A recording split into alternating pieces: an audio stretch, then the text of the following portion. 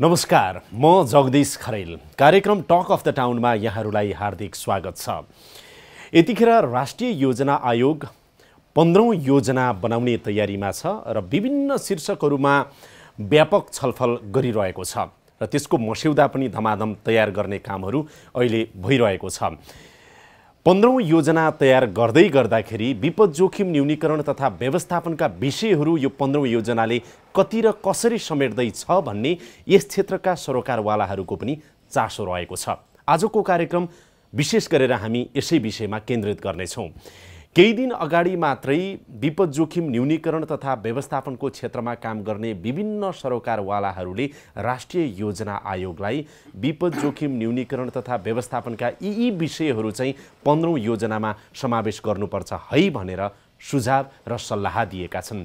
ती सुझाव अनि सल्लाहलाई राष्ट्रिय योजना आयोगले कसरी लिएको छ र कुन रूपमा ती विषयहरू समेटिन्छन् त आजको कार्यक्रममा हामी चर्चा गर्नेछौँ। सबैभन्दा पहिला यो रिपोर्ट यहाँहरूका लागि।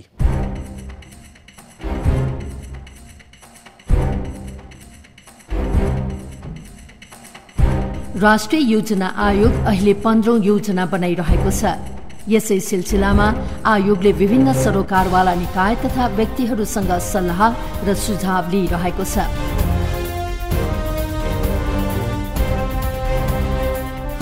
विपद जोखिम न्यूनीकरण तथा व्यवस्थापनको क्षेत्रमा काम गर्ने विभिन्न साझेदारहरूको उपस्थितिमा राजधानीमा केही दिन अघि विशेष छलफल कार्यक्रमको आयोजना गरिएको थियो। सो कार्यक्रममा विभिन्न क्षेत्रका सरोकारवालाहरूले 15औं योजनामा विपद जोखिम न्यूनीकरण तथा व्यवस्थापनको लागि समावेश गर्नुपर्ने विषयहरूको सन्दर्भमा चर्चा गरेका थिए। आईओएम नेपालको आयोजनामा भएको कार्यक्रमको सुरुमा बोल्दै आईओएम नेपालका चीफ अफ मिसन पल नर्टनले विपद जोखिम न्यूनीकरण तथा व्यवस्थापनको प्रभावकारी योजना बनाउन यो कार्यक्रम सहयोगी बन्ने विश्वास व्यक्त गर्नुभयो। IOM's role is to support the government in the effective implementation of Disaster Risk Reduction and Management Act since June 2018. IOM has been heavily involved with federal, provincial, and local level governments in organizing a series of consultations, interactions, and discussions on DRRM, supporting the government efforts in development of a resilient nation. Similarly, IOM supports institutional capacity enhancement of local government, including national security forces from the provincial level for effective delivery of preparedness, response, and recovery that focuses mainly on CCCM, in which IOM is the cluster co-lead with the Department of Urban Development and Building Construction. कार्यक्रममा राष्ट्रिय योजना आयोगका उपाध्यक्ष doctor पुष्प कणेलले कार्यक्रमबाट आएका सुझाव तथा सल्लाहलाई 15औं योजनामा समावेश गर्ने प्रतिबद्धता व्यक्त गर्नुभयो। प्राकृतिक विपत्ति सम्बन्धमा चाहिँ हाम्रो सचेतनता अत्यन्त न्यून रहेको स्थिति छ। अहिलेसम्म हामीले त्यसलाई त्यति धेरै गम्भीर रूपले चिन्तन मनन गर्ने र त्यसका बारेमा सचेतनता अपनाउने कामहरू गर्न सकेनौं कि भन्ने लाग्छ मलाई। हुन त योभन्दा अगाडिका योजनाहरूमा पनि थिए, तर जुन मात्रामा हुनुपर्ने त्यो मात्रामा हामीले गर्न सकेका थिएनौँ। अब अहिले बल्ल बल्ल यसमा चाहिँ निकै जागरुकता आउन थालेको छ। धेरै मानिसहरूलाई यसमा चाहिँ सचेतनता आएको छ। सरकार पनि सचेत भएको छ। सरकारले विभिन्न तहमा डिजास्टर रिडक्सनका लागि विभिन्न किसिमका समितिहरू चाहिँ त्यो उद्धार समितिहरू पनि गठन गरेको छ। प्रधानमन्त्रीको अध्यक्षतामा छ, प्रदेशमा मुख्यमन्त्रीको अध्यक्षतामा तल स्थानीय तहहरूमा पनि गठन गरेको र एउटा रणनीति नै तयार गरेको ऐनै पारित गरेको आदि अवस्था अहिले रहिरहेको छ भने 15औं योजनाको सन्दर्भमा पनि हामी त्यसलाई गम्भीरतापूर्वक लिएर छलफल गर्दैछौँ। छलफल कार्यक्रमको विशेष सत्रमा बोल्दै अधिकांश सहभागीहरूले 15औं योजना बनाउँदै गर्दा विपद जोखिम न्यूनीकरणलाई प्राथमिकतामा राखेर बनाउन सुझाव दिएका छन्। साथै यो विषयलाई विकासको मूल प्रवाहीकरणसँग जोडेर हेर्नुपर्ने उनीहरूको सुझाव छ। घर होस् अथवा चाहिँ बाटो होस्, त्यो आफैमा रेजिलिएन्ट हुनु पर्यो, त्यो किसिमले हामीले प्लानमा राख्नु पर्ने भयो र त्यसले अरूलाई फेरि रेजिलिएन्ट हुन नदिने खालको चुनौती दिनु भएन। अबको प्लानमा चाहिँ यो डिजास्टर बजेट कोडकै कुराहरू पनि केही गर्नुपर्छ कि केही थप कुराहरू आछ, त्यो भयो भने हामीले डिजास्टर सेक्टरमा कति इन्भेस्ट गऱ्यौँ त्यो कुरा फेरि ट्र्याक गर्न सजिलो पो हुन्छ कि क्रस कटिङ हुँदा मेन स्ट्रिमको कुरा त छँदैछ तर कतिपय कुराहरू चाहिँ अलिक स्पेसिफिकली जानुपर्छ। त्यो पार्टमा चाहिँ हामीले अब यो 3 टायर्समा नै त्यो किसिमको गाइडलाइनहरू दिने र यो प्लानले अलिकति बोल्नुपर्छ भन्ने जस्तो लाग्छ। डिजास्टर रिस्क रिडक्सनमा पनि एउटा मापदण्ड बनाएर मार्ग निर्देशन र चाहिँ प्रतिकारको लागि आपतकालीन पूर्व तयारीको पनि एउटा सेफ रेजिलियन्ट सिटीमा एउटा कम्युनिटीमा यति हुनुपर्छ भन्ने हामीले बनाएर दिन सक्यौँ भने त्यसले उहाँहरूले बनाउने योजना र अब भविष्यमा गर्ने कार्यक्रमलाई ठुलो मद्दत विपदबाट हुन सक्ने जोखिमबाट चाहिँ हरेक नागरिक सुरक्षित हुन पाउनुपर्छ भन्ने कुरालाई चाहिँ यो अधिकारको रूपमा एज अ त्यो चाहिँ दयामाया भनेको एउटा अधिकारको रूपमा चाहिँ प्रत्याभूत पनि यसले गर्नुपर्छ भन्ने मेरो सुझाव छ। सेक्टरमा नै डिआरआरलाई कसरी गर्ने भन्ने स्पेसिफिक चाहिँ प्लानिङमा आउनुपर्छ एउटा, र अर्को एउटा चाहिँ मान्छेले डिआरआरमा इन्भेस्टमेन्ट गर्ने भन्नुभन्दा पनि ब्याकग्राउन्डमा नै किन डिआरआर र यसको इम्प्याक्टले सस्टेनेबल डेभलपमेन्ट गोललाई कसरी इम्प्याक्ट पार्छ भनेर सुरुदेखि नै राख्दै गयो भने मान्छेले बुझ्नु पर्यो कि मैले गरिसकेपछि किन मैले गरिनँ भने मलाई कस्तो असर पर्छ भन्ने रियलाइजेसन गराउन त्यो राख्नुपर्छ। I'm going to suggest if they can also organize such kind of interaction with the relevant line ministries and departments if they have not done already. हामी सेरिज अफ रेसिडेन्सियल प्रोग्रामहरू गरेर चाहिँ त्यसरी चाहिँ यो बनाएको डकुमेन्ट हो, त्यसकारण एकदमै कम्प्रिहेन्सिभ डकुमेन्ट छ। यसलाई हामी भुलेर यो निरपेक्ष र यो स्ट्रेटेजिक प्लानिङको निरपेक्ष रहेर गयौँ भने फेरि रोमिङ अराउन्ड द बुश हुन्छ। संघीय व्यवस्था लागू भइसकेको अवस्थामा समुदाय तथा स्थानीय तहलाई प्राथमिकतामा राखेर योजना बन्नुपर्ने धेरैको सुझाव आएको छ। डेभलपमेन्ट प्लानिङको लागि डिजास्टर इन्फर्मेसन चाहिँ छरपष्ट छ, हाम्रो नभएको होइन छ, तर त्यसलाई एकीकृत रूपमा गर्नको लागि तलैदेखि नै स्थानीय तहदेखि नै हरेक स्थानीय तहमा यो सूचना प्रणालीहरू छ, तर त्यसमा डिजास्टर समेत इन्टिग्रेट गरेर डिजास्टरको सूचना प्रणाली कहाँ के घटना घट्यो, कति क्षति भयो, खालि व्यक्तिको नोक्सानी मात्रै होइन कि धनमालको र सब यो आर्थिक क्षति समेत कति भयो भन्ने खालको इन्फर्मेसन क्रमशः ल्याउँदै गएर यो राष्ट्रिय योजना आयोगमा समेत त्यो डिजास्टर इन्फर्मेसन म्यानेजमेन्ट सेन्टरको चाहिँ एउटा पोर्टल चाहिँ हुनुपर्छ होला। त्यो सके 3टा निकायमा हुनुपर्छ होला, एउटा राष्ट्रिय योजना आयोगमा, अर्को अब भोलि एनडिएमए बन्ला एनडिएमएमा, र अर्को चाहिँ अब यो इमिडिएट रेस्पोन्सको कुरा पनि हुने भएको हुनाले गृह मन्त्रालयमा समेत त्यसको चाहिँ यसको सूचनाको चाहिँ यो संयन्त्र हुनुपर्छ होला। हिमालयन क्षेत्रमा हुन सक्ने डिजास्टर त्यसको लागि चाहिँ हामीले ट्रेन मेन पावर र रेस्क्यु इक्विपमेन्टहरूको प्लानिङ गरेर त्यसमा समावेश गर्यो भने उत्तम हुन्छ जस्तो लाग्छ मलाई। हाम्रो नेपाल कन्टेक्स्टमा सबभन्दा भनरेबल चाहिँ जुन सिटिजनहरू छन् उहाँहरूको जुन जोखिमलाई न्यूनीकरण गर्ने अभियान हामी अगाडि बढ्छौँ भन्ने कुरा चाहिँ सिद्धान्त राख्नुपर्छ होला। अनि दोस्रो चाहिँ हाम्रो सबै सम्पूर्ण डेभलपमेन्टको रिस्क इन्फर्म हुनुपर्छ भनेर त्यही नै राख्नुपर्छ होला, त्यो 6 बनाएर त्यसमा मेरो अनुरोध गरेँ। अर्को चाहिँ डिजास्टर भन्दा पनि हामी अलिकति रेजिलियन्स चाहिँ जानुपर्छ होला, जुन हाम्रो कुरा आइसकेको छ, क्लाइमेट चेन्जको कुराहरू पनि हामी छोड्नु हुँदैन, इन्टिग्रेटेड रूपमा जानुपर्ने हुन्छ। कमसेकम हाम्रा चाहिँ आइडेन्टिफाई हाजार्डहरूलाई क्लस्टरिङ गरेर होइन, geo hazard, climatic hazard, whatever it is, त्यस्तो खालको चाहिँ केही स्पेसिफिक चाहिँ रिसर्च सेन्टरहरू स्टडी सेन्टरहरू चाहिँ प्रोभिजन चाहिँ नेसनल प्लानिङ कमिसनले राखिदियो भने त्यसले हाम्रो के भन्दाखेरि आगामी त्यो सन् 2030 सम्मको सस्टेनेबल डेभलपमेन्ट गोल एचिभ गर्नुजेलसम्म अथवा एसएफडीआरको एचिभ गर्नुसम्मलाई हामीले त्यसले चाहिँ दिशानिर्देश गर्छ। विपद जोखिम न्यूनीकरण तथा व्यवस्थापनको सन्दर्भमा बजेट, जनशक्ति, प्रविधि तथा उपकरणको व्यवस्था तथा प्रयोग र प्रभावकारिता आउने खालको योजना बनाउन राष्ट्रिय योजना आयोगलाई सुझाव दिइएको छ।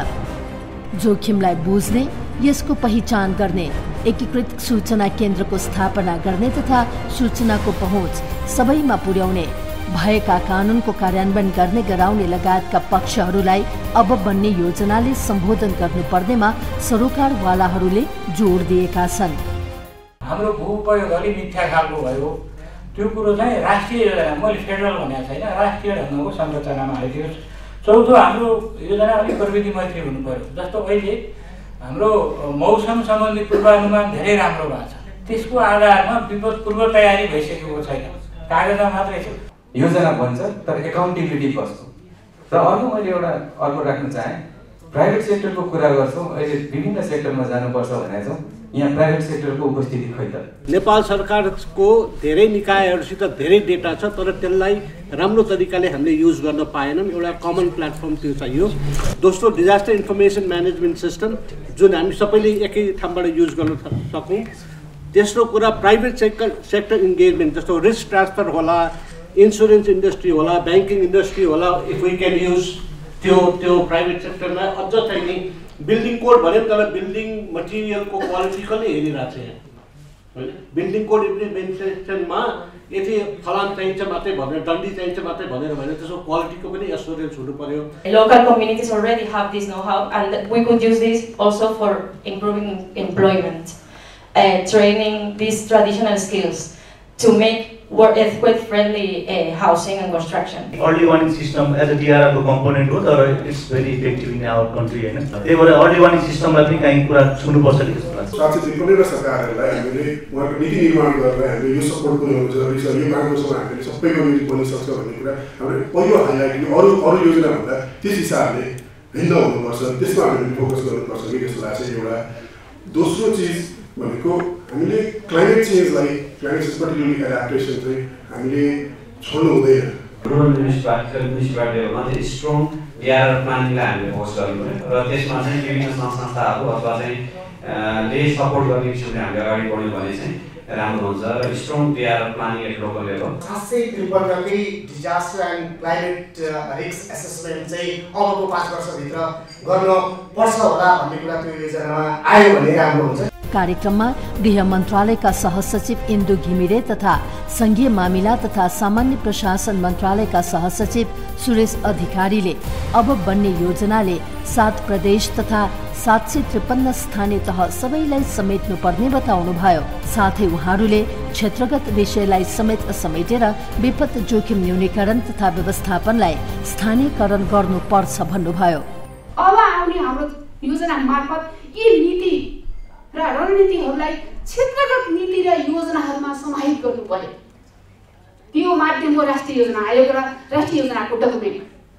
त्यसैले हामीले नेसनली एक्सेप्ट गरेका नीतिहरूलाई यदि हामीले क्षेत्रगत योजना नीतिमा ट्रान्सलेट गर्दैनौँ, त्यसलाई रेप्लिकेट गर्दैनौँ भने ती योजनाका डकुमेन्टहरू, ती स्ट्राटेजीहरू, हाम्रा नीतिहरू नीतिकै रूपमा रहिरहन्छन् र अहिले सबभन्दा गोल्डन अपर्च्युनिटीको ती हामीसँग भएका नेसनल डकुमेन्टका प्रावधानलाई क्षेत्रगत नीति तथा योजनाहरूमा ट्रान्सलेट गरेर ती योजनाहरूको प्राथमिकता राख्नु पर्यो। 15 योजना बनिराख्दाखेरि लोकलाइजेसन भन्ने बित्तिकै ensuring engagement of local people and community in DRR नै हो। स्थानीय तहको र समुदायको सहभागिता सुनिश्चित हुनु पर्यो र हरेक डिआरआरको प्रत्येक एक्टिभिटीमा अब लोकल लेभलको इन्गेजमेन्ट हुनुपर्छ भन्ने कुरालाई हामीले जोड दिइराखेकै छौँ। जस्तै कि अब अहिले लोकल लेभलको इन्गेजमेन्ट नभइकन डिआरआर चाहिँ हाम्रो योजनामा पनि मेनस्ट्रिम हुन सक्दैन। छलफल कार्यक्रममा पूर्व शिक्षा मन्त्री तथा विपद विज्ञ डाक्टर गंगालाल तुलाधरले विपदलाई विकाससँग जोडेर योजना बनाउन तथा आएका विभिन्न सुझावहरूलाई अब बन्ने योजनामा समावेश गर्न योजना आयोगलाई आग्रह गर्नुभयो। समृद्ध नेपाल र सुखी नेपालीको राष्ट्रिय आकांक्षालाई साकार पार्नको निम्ति 15 योजना जो हामी परिकल्पना गरिरहेका छौँ र त्यो प्रक्रियामा अगाडि बढिरहेका छौँ। मलाई लाग्दछ डिजास्टर रिस्क रिडक्सनलाई इग्नोर गरियो भनेर भने त्यो 15 योजना सफल हुनु पनि सक्दैन। समृद्ध नेपाल सुखी नेपालीको परिकल्पना साकार पनि हुन सक्दैन। त्यसकारणले अहिलेको स्थिति के छ भन्दाखेरि विपद जोखिमको अवस्था एकातिर र हाम्रा विकासका चाहिँ सबै प्रक्रियाहरू अर्कोतिर चलिरहेको अवस्था हो। गाडाको एक मुख अर्कोतिर, गाडाको मुख पछाडितिर अर्को किसिमले चाहिँ अगाडि बढिरहेको जस्तो स्थिति हो। हामी आफ्नै हिसाबले चाहिँ गरिरहेका छौँ।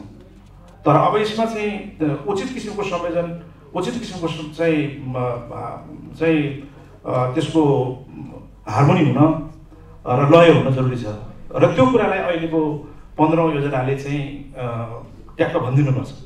कार्यक्रममा राष्ट्रिय योजना आयोगका कार्यक्रम निर्देशक शिवरञ्जन पौडेलले विभिन्न सरोकारवालाहरूबाट आएका सुझावहरू आफूले लिखित रूपमा नै टिपेको जानकारी गराउँदै अधिकांश सुझावहरू 15 योजनामा समावेश गर्ने प्रतिबद्धता व्यक्त गर्नुभयो।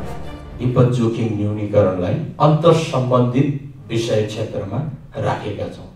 यो आफैमा एउटा विधा हो, तथापि सम्पूर्ण विषयगत क्षेत्रहरूमा जसरी पानी बिना माछा रहन सक्दैन, यो विपद जोखिमलाई पनि सबै विषयगत क्षेत्रमा मूल प्रवाहीकरण गरेर त्यसलाई आन्तरिकीकरण गरेर त्यसलाई चाहिँ नि हामीले कार्यान्वयनमा ल्याउन सक्यौँ भने मात्रै हामीले विपद जोखिम र व्यवस्थापनका कुरा गरेको सार्थक रहन्छ भन्ने हिसाबले त्यो एउटा मार्गदर्शक सिद्धान्तबाट हामी गाइडेड भएका छौँ।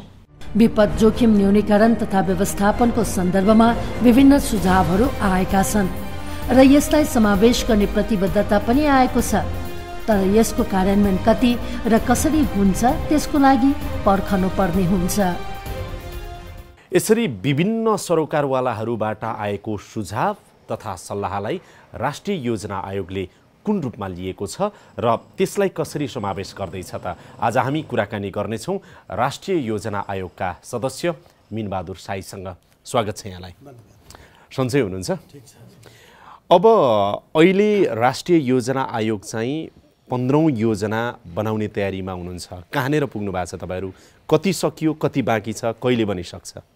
15 योजनाको अहिले हामी अवधारणा पत्रको प्रारम्भिक मस्यौदाहरू हामीले 7वटै प्रदेशमा गएर लगभग 2500 मान्छेहरूको बिचमा, खास गरी जनप्रतिनिधिहरूको बिचमा, प्रदेश सरकार र स्थानीय सरकारहरूको बिचमा छलफल गरेर प्रारम्भिक मस्यौदा चाहिँ हाम्रो अब करिब करिब अन्तिम चरणमा छ र राष्ट्रिय स्तरमा हामीले यसका प्रमुख सरकारवाला साझेदारहरूसँग परामर्श गर्ने र छलफल गर्ने र त्यसपछि हामी यसलाई चाहिँ अन्तिम रूप दिने तयारीमा छौँ र सम्भवतः हामी अबको चैतको 10 गतेसम्ममा यसलाई हामीले अन्तिम रूप दिइसक्छौँ। राष्ट्रिय योजना आयोगको सदस्यको रूपमा रहेर काम गरिराख्दाखेरि तपाईँको एउटा क्षेत्र चाहिँ विपद जोखिम न्यूनीकरण तथा व्यवस्थापन पनि हो, होइन त? हो। त्यसैले आज अलिकति विपद जोखिम न्यूनीकरण तथा व्यवस्थापनकै सन्दर्भमा कुरा गरौँ।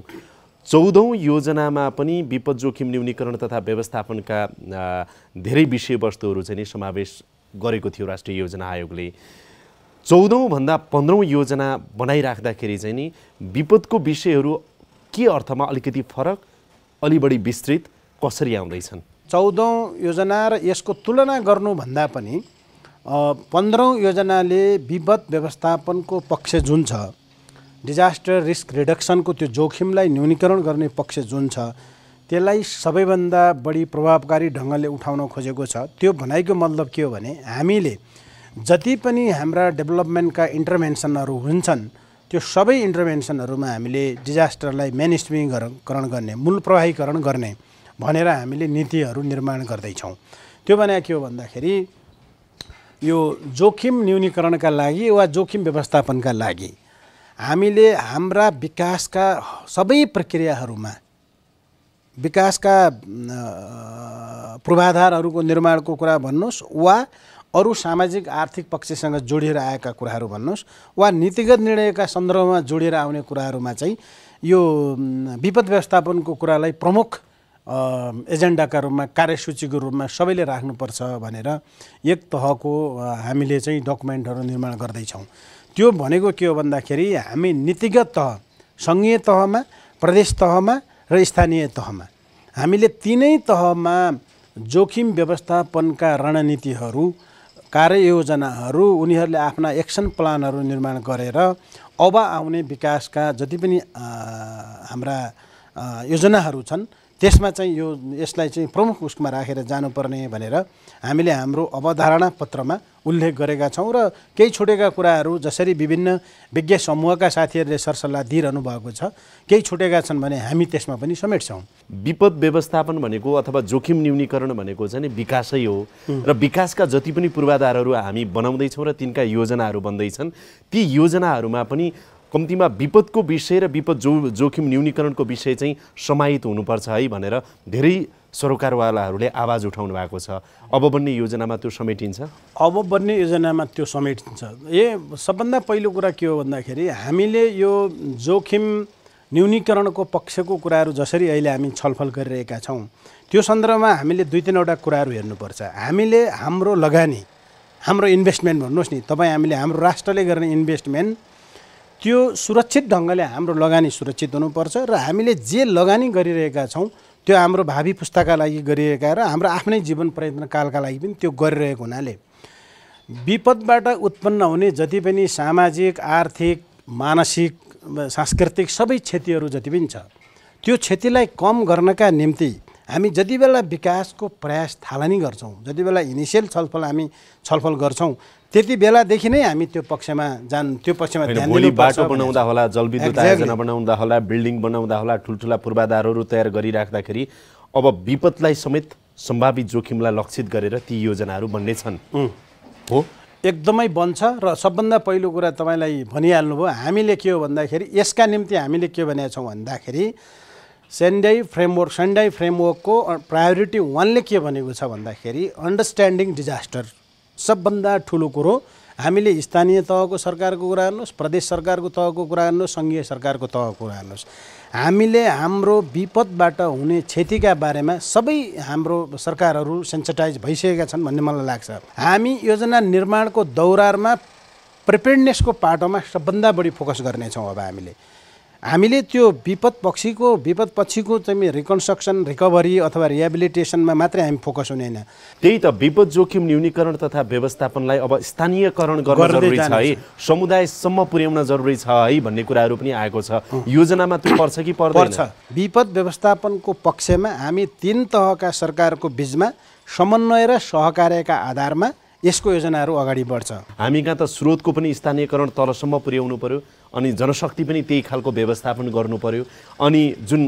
टेक्नोलोजी र इक्विपमेन्टहरू आइरहेको छन् अहिले चाहिँ विपद जोखिम न्यूनीकरणको सन्दर्भमा अथवा व्यवस्थापनकै लागि त्यसको पनि व्यवस्थापन तलसम्म पुर्याउने कुराहरूको योजना बनाउने होला नि स्थानीय सरकारहरूले आफ्ना योजनाहरू बनाउँदाखेरि त्यो विपदलाई कसरी न्यूनीकरण गर्ने भनेर त्यो योजनामै उनीहरूले मूल प्रभावीकरण गर्नु पर्यो हो त्यो गर्दा के कुराको उहाँहरूलाई आवश्यकता पर्छ र कुन ठाउँमा कसरी जान सकिन्छ भन्ने कुराहरूलाई प्रविधिको प्रयोग र उपयोग आफ्नो ठाउँमा छ त्यसलाई फेरि कसरी हामी चाहिँ प्रविधि कुन तहसम्म लैजाने तपाईले सिम्पल उदाहरणका लागि हामीले सबै ठाउँमा अहिले अर्ली वार्निङ सिस्टमको व्यवस्था गर्न सक्छौँ त भन्दा त्यसलाई क्रमशः गर्दै जाने होला भवन संहिताको कार्यान्वयन अब किन नगरपालिका मात्रै सबै गाउँपालिकासम्म पनि पुर्याउने र कडाइका साथ कार्यान्वयन गर्ने कुरामा कस्तो योजना बन्ला अर्ली वार्निङ सिस्टमको कुरा गर्नुभयो तपाईले अहिले जल तथा मौसम विज्ञान विभागले गर्ने चाहिँ नि मौसम पूर्वानुमान चाहिँ अब रियल टाइम बेसिसमा हुँदैछ धेरै चाहिँ नजिक पुगिसकेको छ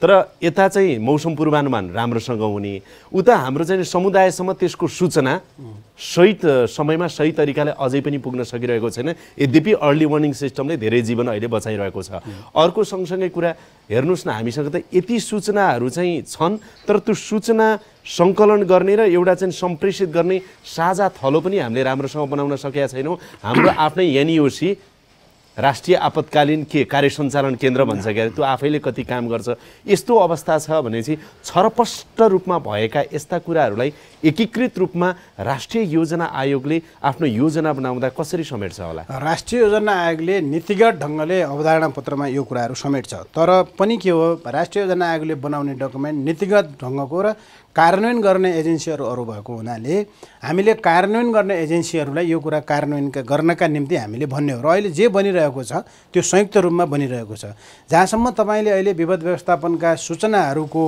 अभिलेखीकरण गर्ने त्यसलाई स्थानीयकरण गर्ने र तलसम्म सूचना प्रवाह गर्ने कुरा जे गर्नुभएको छ हामी विपद व्यवस्थापनको पाटोमा असाध्यै धेरै संवेदनशील छौँ भन्ने आधारमा तपाईँलाई म भनौँ कि अहिले हामीले डिजास्टर सम्बन्धी हामीले जारी गरिसकेका छौँ र त्यो ऐनले अहिले चाहिँ डिजास्टर म्यानेजमेन्ट अथोरिटीको स्वतन्त्र र स्वायत्त डिजास्टर म्यानेजमेन्ट अथोरिटीको परिकल्पना गरेको छ त्यो अथोरिटीको अब हामी अन्तिम चरणमा छौँ र त्यसको अर्गनाइज सङ्गठन संरचनाको तपाईँको अध्ययन भइरहेको छ र त्यो गठनको प्रक्रियापछि हामीले अरू बाँकी तपाईँले भनेका अहिले हामीसँग राष्ट्रिय आपतकालीन सूचना केन्द्र जुन छ त्यो जुन ढङ्गले प्रभावकारी ढङ्गले सञ्चालन गर्नु पर्थ्यो त्यसमा केही कमजोरी रहेका होलान् र सुधार गर्नुपर्ने पक्षहरू होलान् तर अब हामीसँग डिजास्टर म्यानेजमेन्ट अथोरिटी हामीसँग अब रहन्छ हामीसँग डिजास्टर व्यवस्थापन सम्बन्धी छुट्टै हामीसँग ऐन छ योजना आयोगले चाहिँ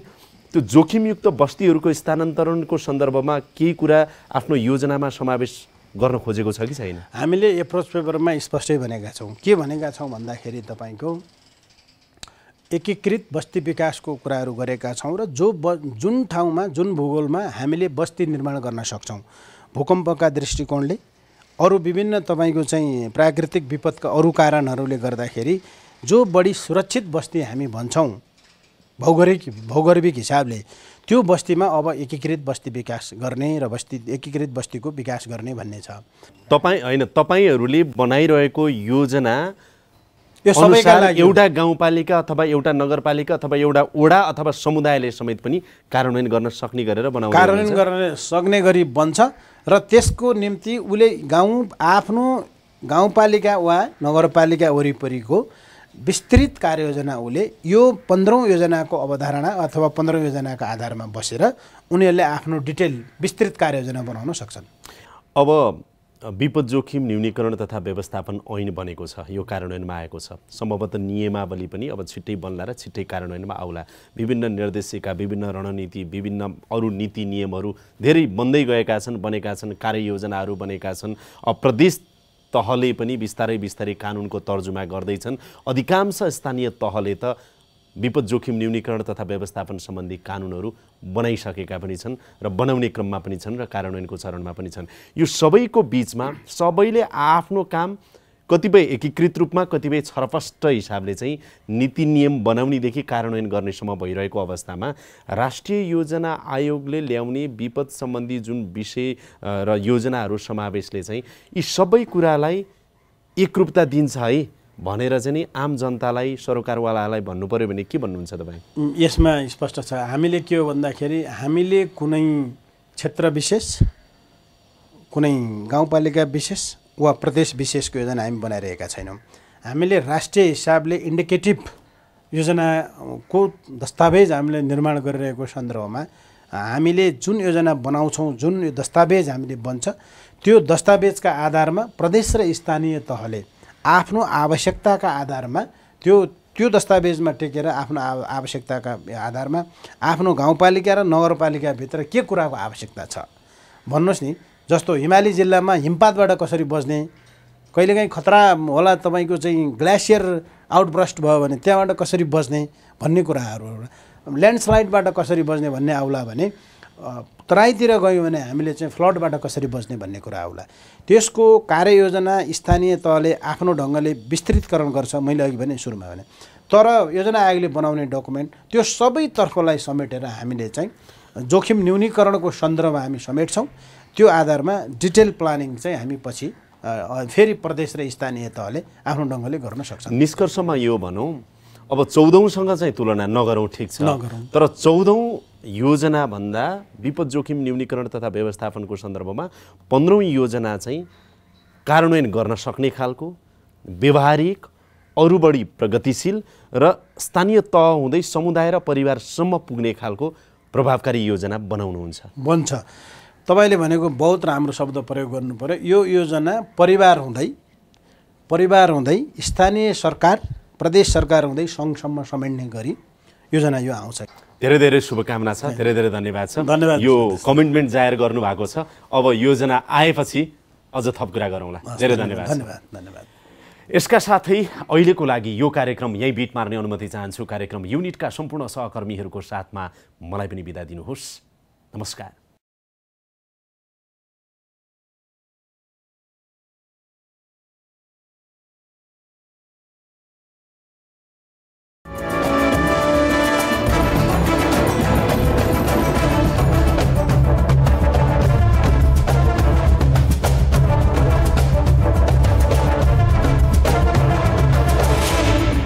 Talk of the town.